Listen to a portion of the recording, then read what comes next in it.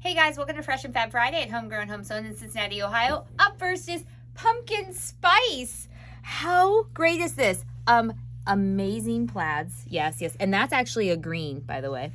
And then just, you have some little squash in there, and I just love this print. There's teapots, and then you have your leaves, and you have some floral in there, and oh, it's just happy. And after the last 2 days of muggy hot, I kind of want the cool.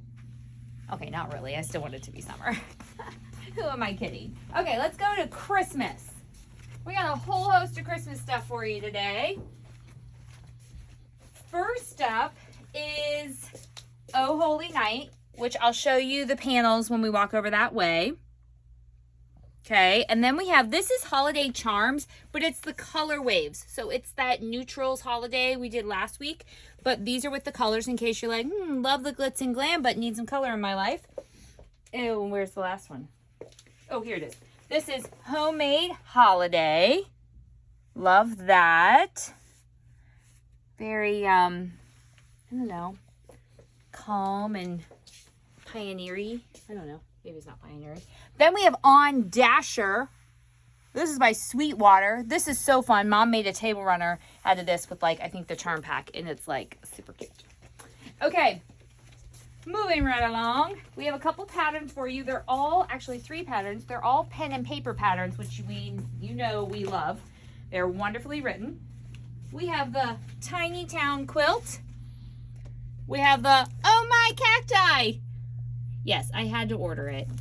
I had to. It had to happen. You know that. Then we're going to swing around the bend. We're getting like a whole shop tour today. Then we have the Geo Weaver quilt. I love this. And of course, we put it by All Our Solids because while you could make it in prints, you should make it in solids. Okay, then lastly, we have Cotton and Steel's Basics Clusters. Oh my goodness. They have a little metallic in them. They are wonderful. I love them. I love them all. That's all of our product.